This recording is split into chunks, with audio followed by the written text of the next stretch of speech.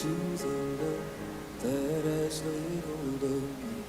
I'm holding on to the love that has laid hold of me. Good morning, FCF. We are in day 2 of our journey through some big events in the early Old Testament. And I'm going to take you today to Genesis chapter 3, and we have what we typically call the fall of mankind. It starts off, it says, now the serpent, and that word, the Hebrew nakash, it could mean a lot that we can't quite comprehend. It could mean the shining one.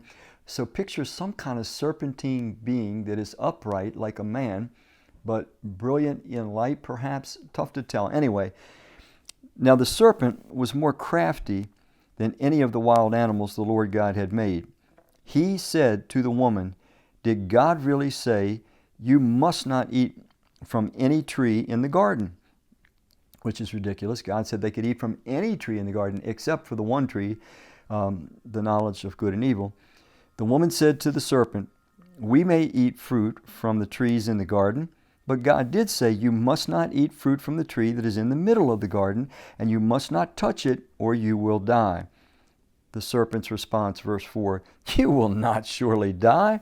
The serpent said to the woman, for God knows that when you eat of it, your eyes will be opened, and you will be like God, knowing good and evil. When the woman saw that the fruit of the tree was good for food and pleasing to the eye and also desirable for gaining wisdom, she took some and ate it. She also gave some to her husband who was with her, and he ate it. Then the eyes of both of them were opened, and they realized they were naked. So they sewed fig leaves together and made coverings for themselves. Now listen to this next verse, verse 8. Then the man and his wife heard the sound of the Lord God as he was walking in the garden in the cool of the day, and they hid from the Lord God among the trees of the garden. But the Lord God called to the man, where are you? He answered, I heard you in the garden, and I was afraid because I was naked. And we'll just stop there. So here we have the ultimate cause. Every problem that human beings encounter today, of every sort, whether it's economic, relational, vocational, political, every problem, physical, mental, emotional, this is where it started. Prior to this, Adam and Eve had been in perfect union with God. They trusted Him completely. He visited them in the garden regularly. He had a process of their development. It was a slow growth process. He was giving them knowledge about things little by little so that their emotions, their emotional structure could develop to carry the sufficient knowledge base that God was giving them. Anyway, this entity, and we're going to call it an entity because we just don't know what form Satan took, really, but it appears he took the form, and maybe this is his form, that he's an upright serpentine-like being with tremendous light. At any rate, he comes in, and you must get to the core of what he was doing here. He first of all says that God is a liar. He slanders God. God had said, not to eat of the tree of the knowledge of good and evil. You can eat of any other tree. He comes in and he says, that's a lie. You're not going to die if you eat of that tree. In fact, that tree is going to do something so wonderful for you, you'll be equal to God yourself. So he first of all slanders God. He says, God's a liar. You can't trust what He says. Number 2, he says, and plus, He's holding back from you. He's trying to hold you down. He's trying to deprive you of the extraordinary existence you could have. You could be equal to Him. You could be like God. Now think about the insanity of this. A finite creature can never be equal to the infinite creature. It is impossible. The first cause must be eternal, must be superior and supreme to everything that He creates.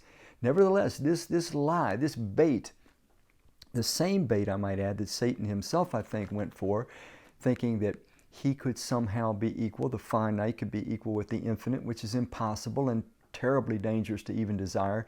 Nevertheless, he slanders God. Adam and Eve believe it. They trust this entity rather than the Creator who had been meeting with them we don't know how long. The Creator who had built this entire planet for them, filled it with pleasures of every sort.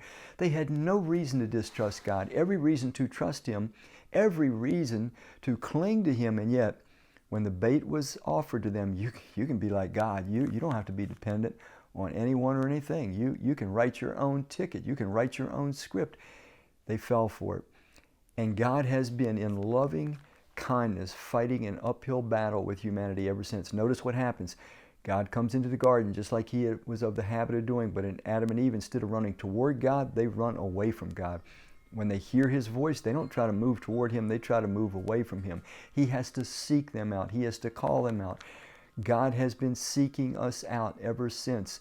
He's trying to overcome the fear that we have of him because we distrust him. We bought the slander. We bought the lie.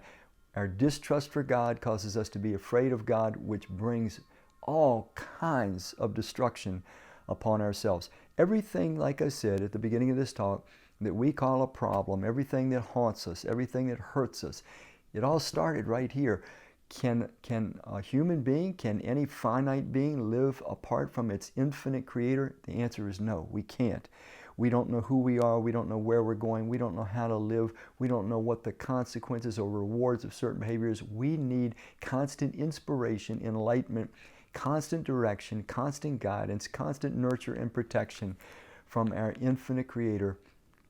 This is where everything bad happened. And so God had to, at this point, start a process to gradually, gently, patiently reveal the truth about himself, to prove to humanity that he is in fact not like Satan depicted him, someone that's dishonest, not like Satan depicted him, someone that's holding back from humanity. Far from it.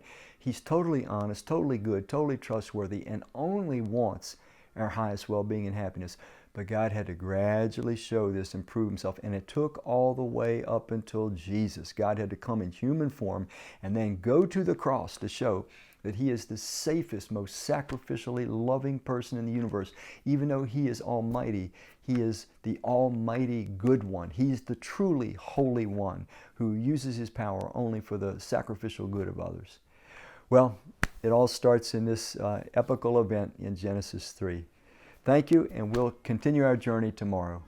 I'm holding on to the love that has laid hold of me. I'm holding on to the love that has laid